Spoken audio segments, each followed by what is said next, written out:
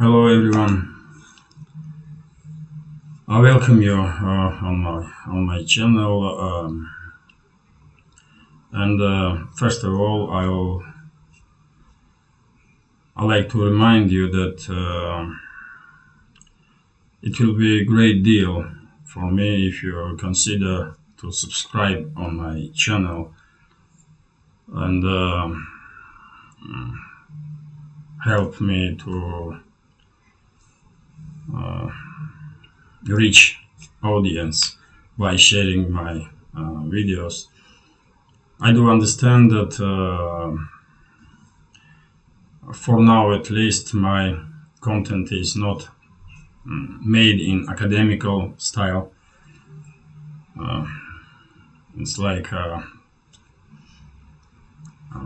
free rant, if you can say that way. But I was thinking the last few days about this channel, about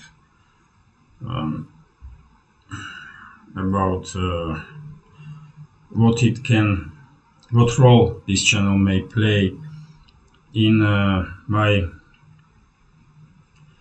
attempts to return to the profession, to my original profession, which is journalism. And in my understanding, it's quite possible that if this channel will become at least partially popular, that will probably help me to find job in journalism, to return to my profession, because my current job has nothing to do with journalism, really. And if you're interested in why I left my profession, then in description below this video you will see a link, and you can watch I did talk about my history, how me and my family, how we end up in Russia from Georgia, and I'd be very much thankful if you could help me with this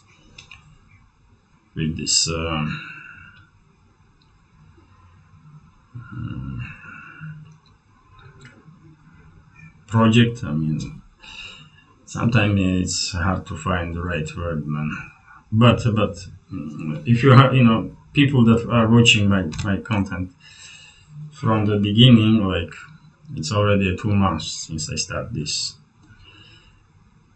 English language videos, probably you will agree that my language is improving a little bit, maybe, but probably language is improving. So yet again, please consider to subscribe on my channel, and if you can, please share my content, so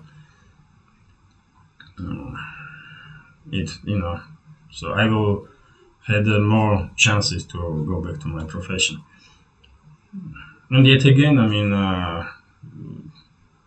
because of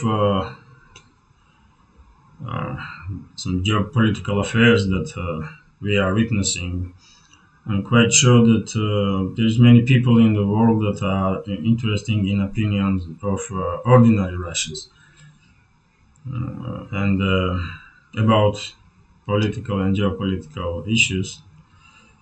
And this channel is a example of this channel could be one of the sources for information for people that are interested in opinion of Russians, in news that are making headlines in Russian media outlets. So I hope I did explain myself properly. I mean, if I had 500 to 1,000 subscribers, it may really help me to. mm, it may play some part uh, to go back to profession. Really. So anyway, in today's video, and today is 25th of August. Now it's 11:30. And in today's video, I am Levan Gudadze, as you probably know, former journalist. And in today's video, I like to talk about a few news that are making headlines in Russian media outlets for this moment.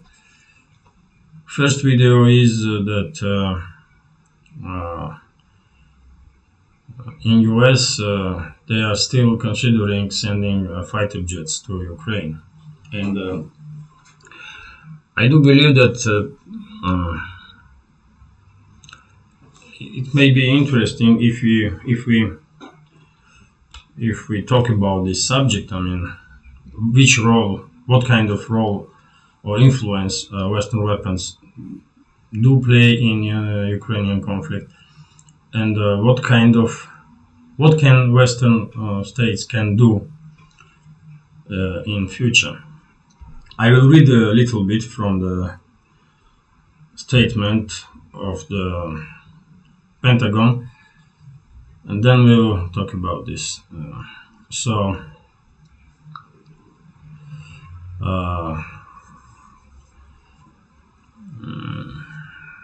that's a statement. The United States is considering the possibility to supplying fighter jets to Kiev, but a final decision has not yet been made.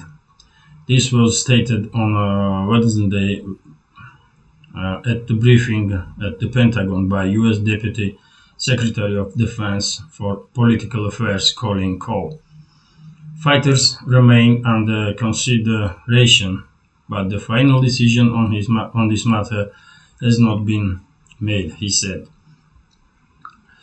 So, in my understanding, in near future, we may really see some heavy weaponry being sent to Ukraine. And I'm not just talking about fighter jets, I'm talking about tanks too.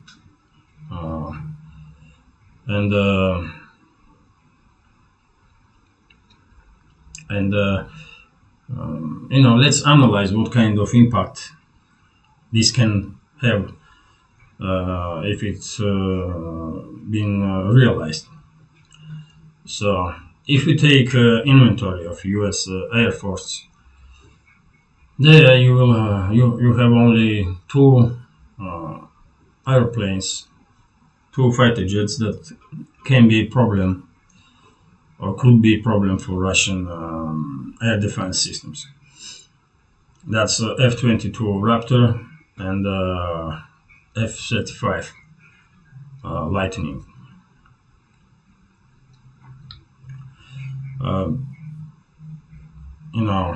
It's quite hard to believe that Pentagon will decide to send F-22s or F-35s to Ukraine, because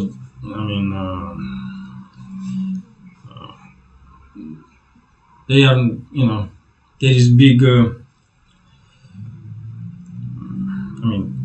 They have obligations to send F-35s to many countries that already paid for these planes, and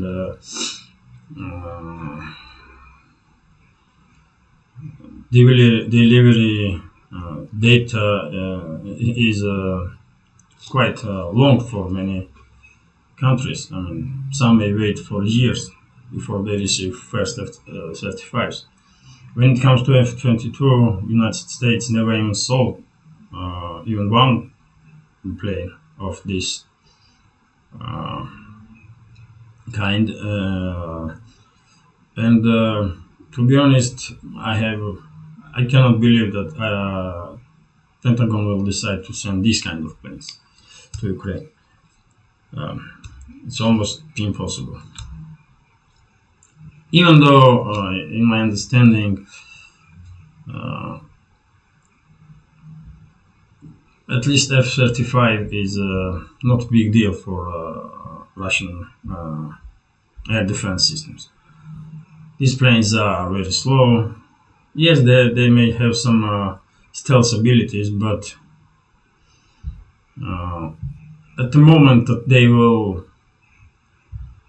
um, send even one missile, they are located and they will be shut down. You know, and other than Russian inventory, there are radars that can detect these planes.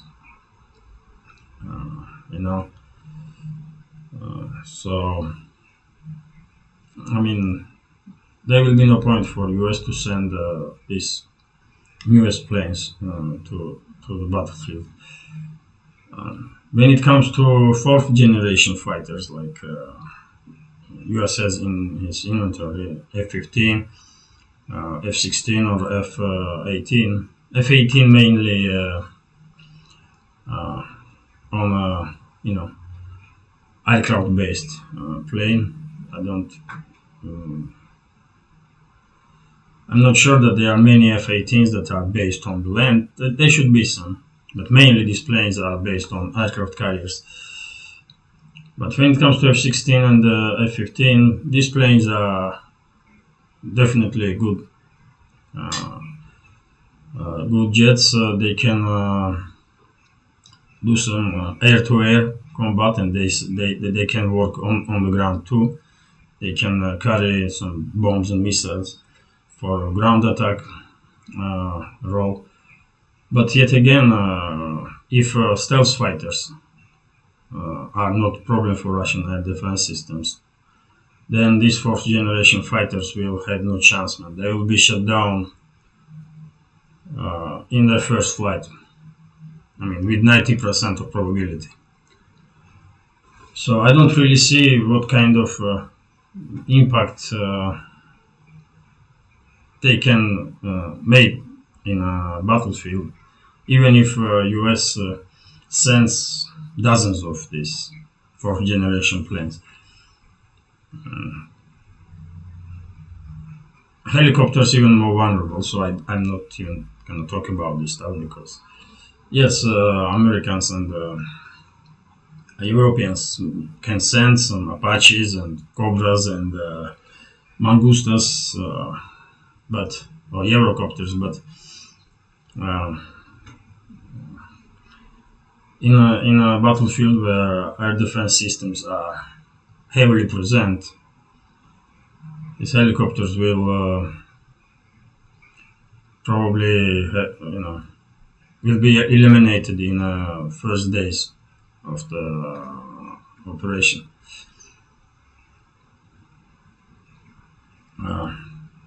And yet again, I mean, right now we can see that Russian helicopters and jets that are operating on theater of operations, they are flying really, really low, and it does takes experience to carry out these kind of flights.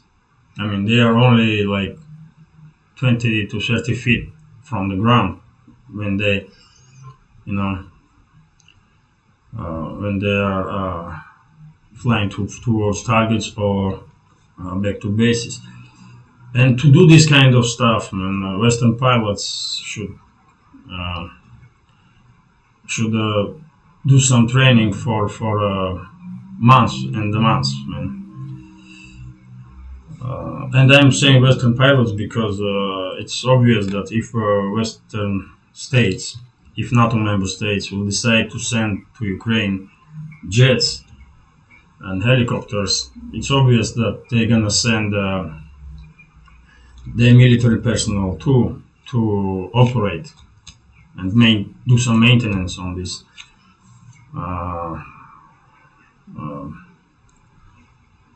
on these planes. And of course, if that will happen, it's probably they will carry out this kind of stuff. They will send these people to a paid leave and then direct to Ukraine, so that if they are killed or in action, then Western states could say that they were on paid leave, so uh, they were operating without our orders. But now we all know how this works, man, and you know. So anyway, that's when it comes to air force. When it comes to ground forces, I mean, yes, Europeans can or Americans, they can send some Abrams tanks or Leopard tanks, Leopard 1 and 2. There are many of Leopard 1s and 2s in inventory of NATO member states in Europe. Britain can send some Challenger tanks, not second one, but first Challenger could be sent to Ukraine, maybe even second one, who knows, man. But yet again, in a battlefield where artillery is playing like huge, massive role, and when Russian Air Force has dominance on air, what kind of impact these tanks gonna have, even if NATO states will send hundreds of them. I mean, how long it will take for Russia to destroy every single one of them? Like week, 2 weeks, 3 weeks. If you read news from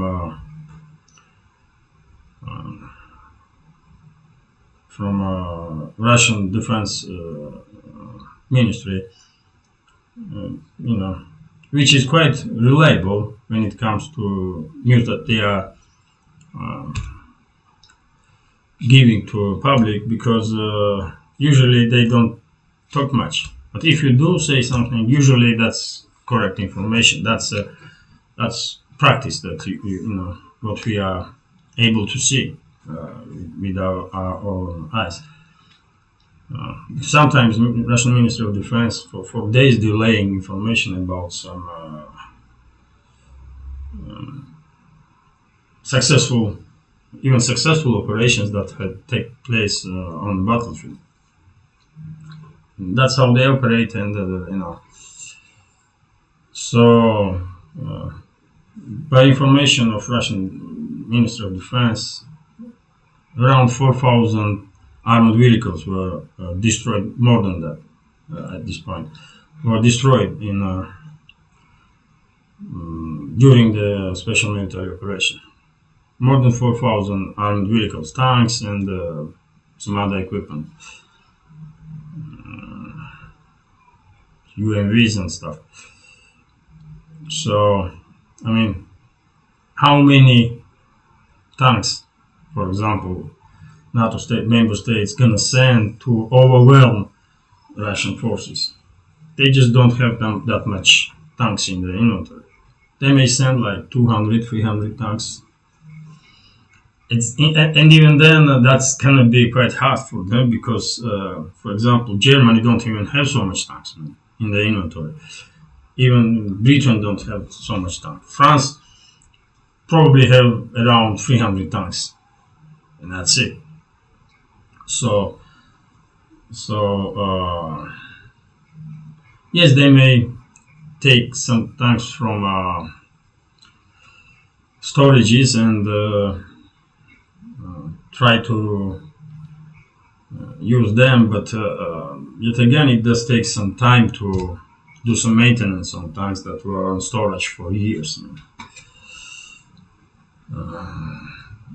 And yet again, I mean, yesterday, for example, I did see information that New Zealand's defense minister was saying that one soldier from New Zealand was killed in Ukraine, and he was on paid leave at the time. So I mean, he was operating in Ukraine as a volunteer. Volunteer, how you say it? But I mean, and that will be a case all the time. Whenever Western soldier will, military personnel will die in action, they will say they were on paid leave. But when tens and hundreds of those KIAs arrive in their countries, that may be a problem for Western elites because how much casualties can tolerate Western societies? That's a question. So, in my understanding, at this point, it does not really make a great difference if USA and not other NATO member states send to Ukraine jets or tanks or any other equipment. This war is already done. This fight is finished, and Zelensky's regime did lose this conflict from the very first day. Now it's just now it's just you know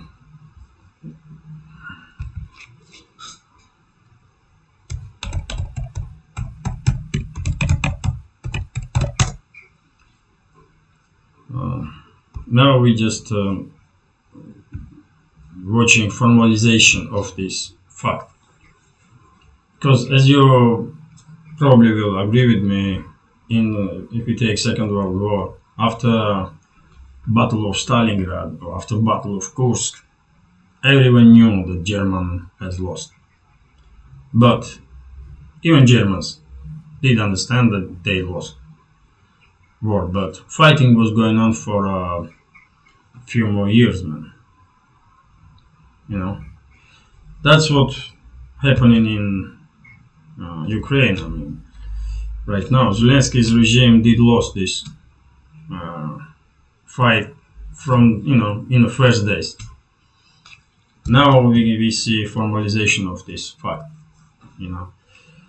So as I said, no matter what will West do, nothing will principally change on the battlefield. They can send jets, they can send helicopters, they can send tanks, but result will be the same. Sadly, Ukrainian elites did sacrifice their country for Western interests, and that's not gonna change.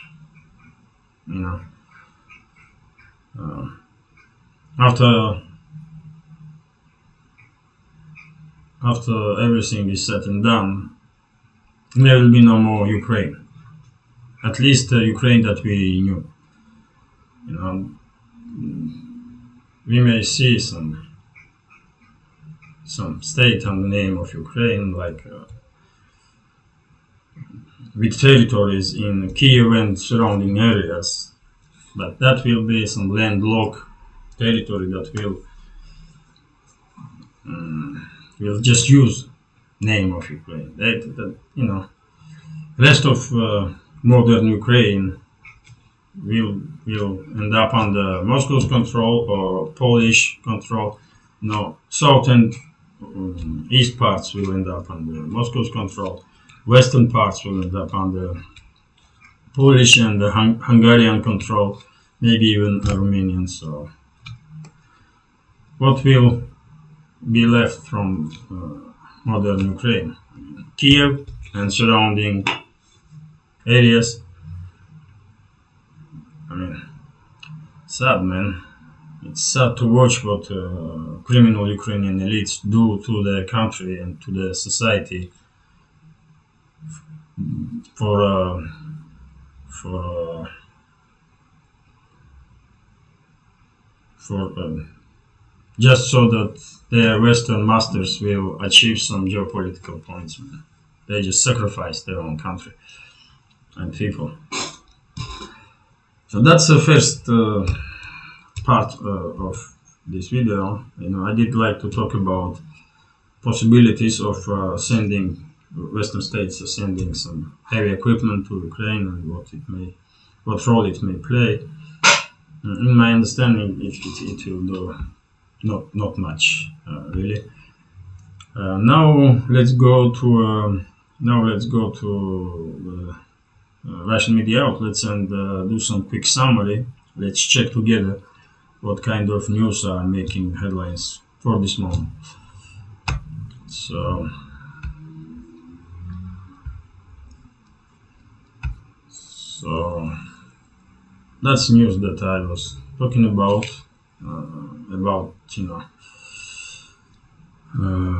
U.S. is considering to send some jets and stuff.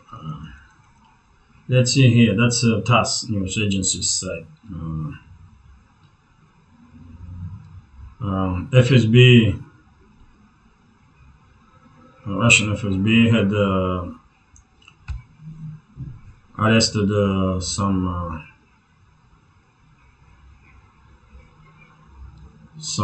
Azov supporter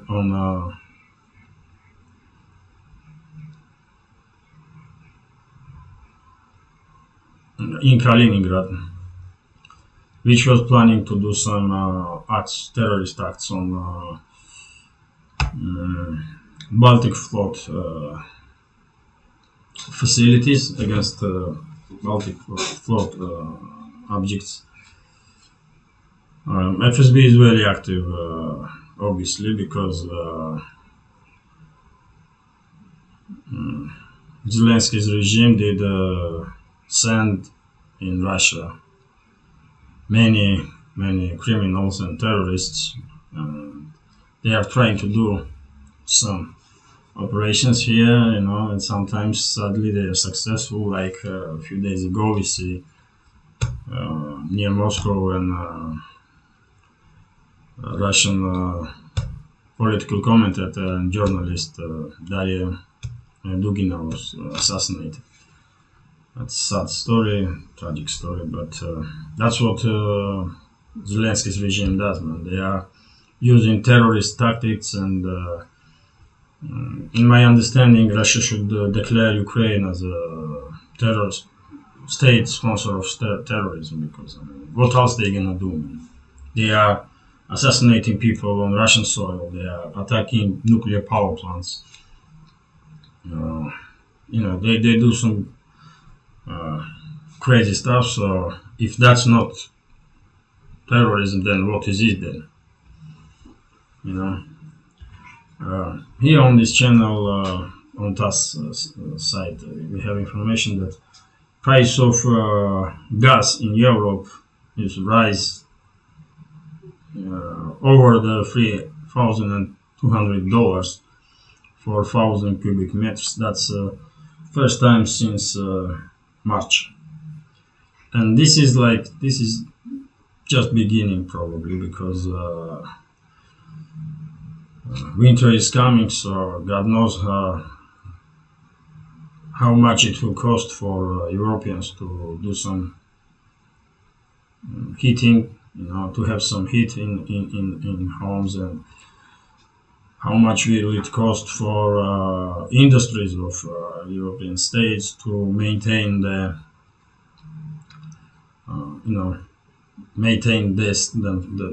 the production.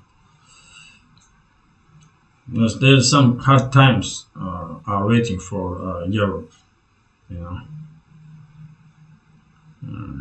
Here we have information that in Kherson Oblast, Zelensky's regime did attack Antonovsky Bridge yet again using HIMARS multi-launch rocket systems.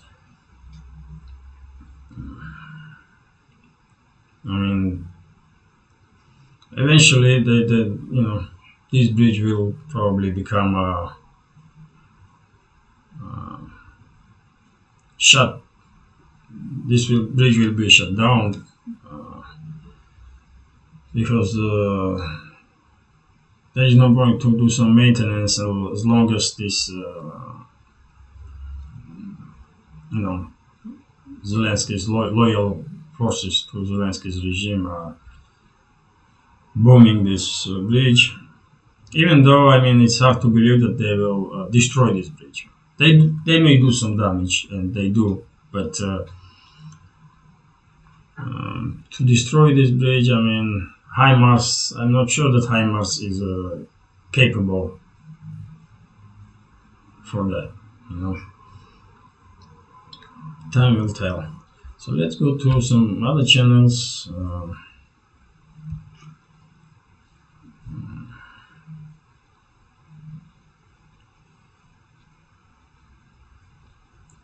Here we have information. This is Lenta.ru.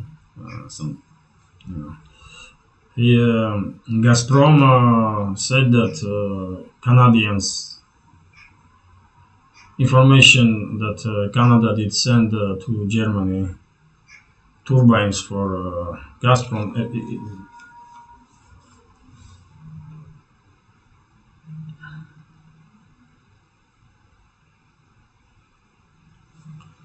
That's quite strange story, man. You know, I did read today information that Canadian officials said that they sent to Germany some 5 turbines that were that had some maintenance done to Germany. I mean, and here now we have Gazprom is saying that there was not even one turbine in Canada to do on them some maintenance. So,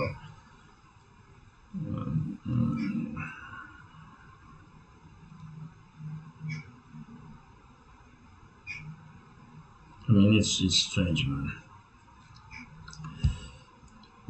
It's strange. Gazprom is saying that there is not even single turbine is in Canada for now. And Canada is saying that they send some 5 turbines to Germany for Gazprom. I mean, it's for Nord Stream pipeline. I mean, crazy, man. Some crazy stuff, you know. So this video is already too long, so probably this is it for now. Yet again, I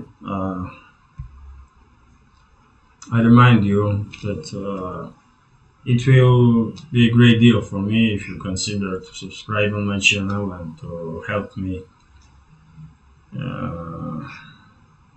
increase my audience, or how to say it, you know, to reach more people, so that this channel will become not just opportunity to me to exercise some English and you know,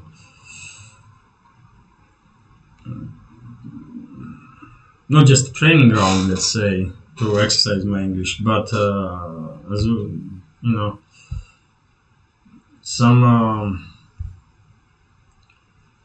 project that will help me to go back to my profession, to journalism, if it's even possible. But you know, at least I have to try. You know.